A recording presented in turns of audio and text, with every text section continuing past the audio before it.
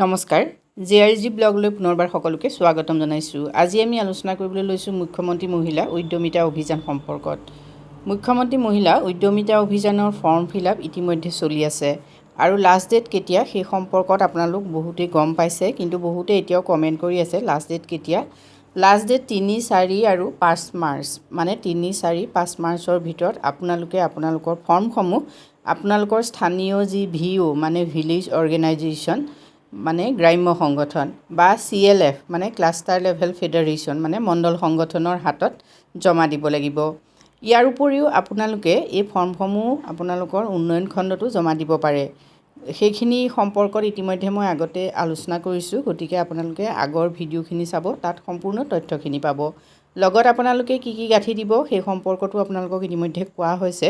Bank পাছবুকৰ প্ৰথম কপিটো দিব, নিজৰ আপোনালোকৰ ফটো এখন প্ৰথম পৃষ্ঠাত য'ত ফটো বুলি আছে তাত আপোনালোকে আঠা দি পেলাই লগাই দিব।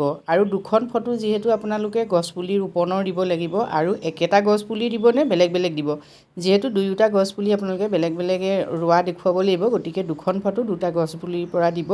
আৰু সেই ফটো দুখন আপোনালোকে ষ্টেপুল নেমাৰি আঠা লগাই দিব।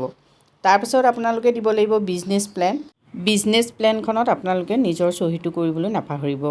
ইয়াৰ উপৰিও আপোনালোকে দিবলগীয়া আৰু এখন পত্ৰ আছে সংকল্প পত্ৰ। এতিয়া সংকল্প পত্ৰ যিহেতু দুখন আছে, ইয়াৰে কোনোবাই এখন সংকল্প পত্ৰ দিলেও হ'ব আৰু কোনোবাই দুয়োখন সংকল্প পত্ৰই দিব লাগিব।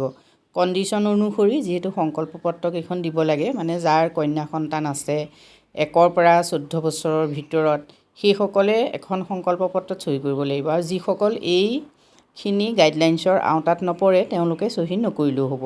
এতিয়া আৰু এখন সংকল্প পত্ৰ যিহেতু আছে 3টা বা 4টা সন্তানৰ ক্ষেত্ৰত, জেনেৰেল OBC এনেকৈ এখন সংকল্প পত্ৰ আছে, সেই সংকল্প পত্ৰখনত স্বাক্ষৰ কোনে কৰিব এই সম্পৰ্কত আপোনালোকে বহুতে ফোন কৰিছিলে আৰু কমেণ্টো দিছে, গতিকে মই সেই কথাটো আপোনালোকক স্পষ্ট কৰি দিওঁ যে সেইখন সংকল্প পত্ৰত মানে 2 নম্বৰ সংকল্প পত্ৰখনত স্বাক্ষৰ কৰাৰ কথা লিখা আছে সাক্ষীৰ স্বাক্ষৰ। এই সাক্ষীজন কোন হ'ব সেই সম্পৰ্কে আপোনালোকে জানি লওক। এখন হ'ল প্ৰথম সংকল্প পত্ৰ। এই সংকল্প পত্ৰত আপোনালোকে নিজৰ নাম লিখিব লাগে, পিতা বা স্বামীৰ নাম লিখিব লাগে, লগতে আপোনালোকৰ কন্যা সন্তানৰ কথা আছে যদি ইয়াত লিখিব লাগে, আৰু নাই যদি আপোনালোকে এইখন সংকল্প পত্ৰত স্বাক্ষৰ নকৰিলেও হ'ব। দ্বিতীয়খন সংকল্প পত্ৰ চাওক, ইয়াত আপোনালোকে নিজৰ নাম লিখিব, পিতা স্বামীৰ নাম লিখিব, লগতে আপোনালোকে আত্মসহায়ক গোটৰ MIS কোড দিব। ইয়াত আত্মসহায়ক গোটটোৰ MIS কোড দিব, মন কৰিব সেইখিনি লিখি। এতিয়া ইয়াত যিকেইটা কণ্ডিশ্যন দিছে সেইকেইটা আপোনালোকে পঢ়ি চাওক, যে মই এগৰাকী সাধাৰণ শ্ৰেণী অন্যান্য পিছপৰা শ্ৰেণীৰ অন্তৰ্গত মহিলা, মই মোৰ সন্তানৰ সংখ্যা 3টাতকৈ বৃদ্ধি হ'বলৈ নিদিয়াৰ সংকল্প গ্ৰহণ কৰিছোঁ।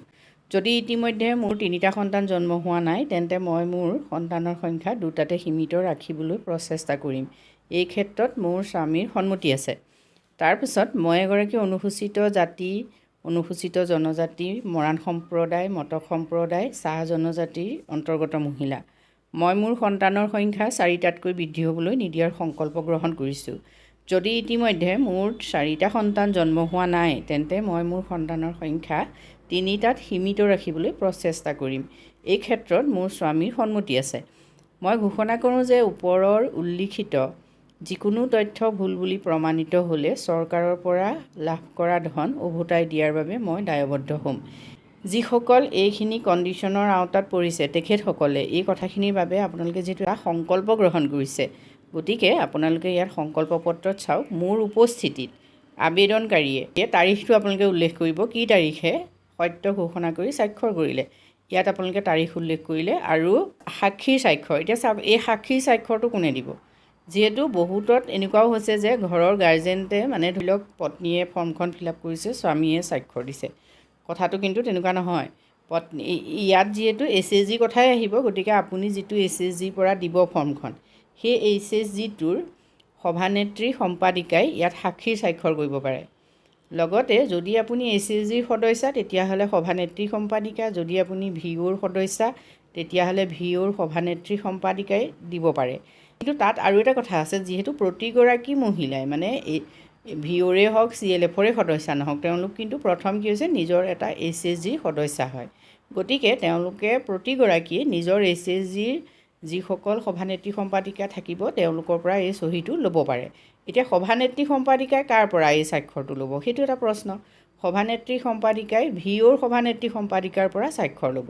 ভিঅ'ৰ সভানেত্ৰী সম্পাদিকাই স্বাক্ষৰটো কাৰ পৰা ল'ব? CLFৰ সভানেত্ৰী সম্পাদিকাৰ পৰা সাক্ষীৰ স্বাক্ষৰ ল'ব। তেনেকৈ CLFৰ সম্পাদিকা আৰু সভানেত্ৰীৰ যিহেতু একেই প্ৰব্লেম হ'ব, তেওঁলোকে ASRLMৰ যিসকল বিষয়ববীয়া আছে তেওঁলোকৰ পৰা ইয়াত সাক্ষীৰ স্বাক্ষৰ দিব পাৰে। গতিকে সাক্ষীৰ স্বাক্ষৰৰ ক্ষেত্ৰত ক্ৰম অনুসৰি তেনেকৈ যাব। যিসকল সখী আছে সেই সখীসকলৰ ক্ষেত্ৰতো কথাটো তেনেকুৱা হ'ব, মানে তেওঁলোকে তেওঁলোকৰ ওপৰত তেওঁলোকতকৈ যিজন তেওঁলোকৰ ওপৰত আছে তেওঁৰ পৰা তেওঁলোকে কি কৰিব পাৰিব? সাক্ষীৰ স্বাক্ষৰ গ্ৰহণ কৰিব পাৰে। কিন্তু তাৰ লগত আৰু এটা কথা থাকিব যে প্ৰতিগৰাকী যিহেতু CRP, মানে প্ৰতিগৰাকী কেডাৰ কিন্তু এটা SSG সদস্য। গতিকে সেই কেডাৰগৰাকীয়ে তেওঁৰ SSGটোৰ সভানেত্ৰী সম্পাদিকাৰ পৰা সাক্ষীৰ স্বাক্ষৰটো ইয়াত গ্ৰহণ কৰিলেই হ'ল। সাক্ষীৰ স্বাক্ষৰটোৱে যিহেতু ইয়াত এটা জটিলতাৰ সৃষ্টি কৰিছিলে, গতিকে আপোনালোকক এইটো স্পষ্ট কৰি দিছোঁ যে আপোনালোকে সাক্ষী হিচাপে সেইজনক দিয়ক যিজন আপোনাৰ মানে ওপৰলা। আৰু এইফালে আবেদনকাৰীৰ স্বাক্ষৰ, এইটো আপোনালোকে নিজে স্বাক্ষৰ কৰিব। ইয়াত সম্পৰ্কত আপোনালোকে বহুতে কমেণ্ট কৰিছিল, নিশ্চয় আপোনালোকে সঠিক উত্তৰ পাইছে। আজি ভিডিঅ'টোত আমি আপোনালোকৰ বাবে এই কথাখিনি আলোচনা কৰিলোঁ। যদি ভিডিঅ'টোৱে আপোনালোকক উপকৃত কৰে নিশ্চয় আনন্দিত হ'ম। আজিলৈ ইমানেই, ধন্যবাদ।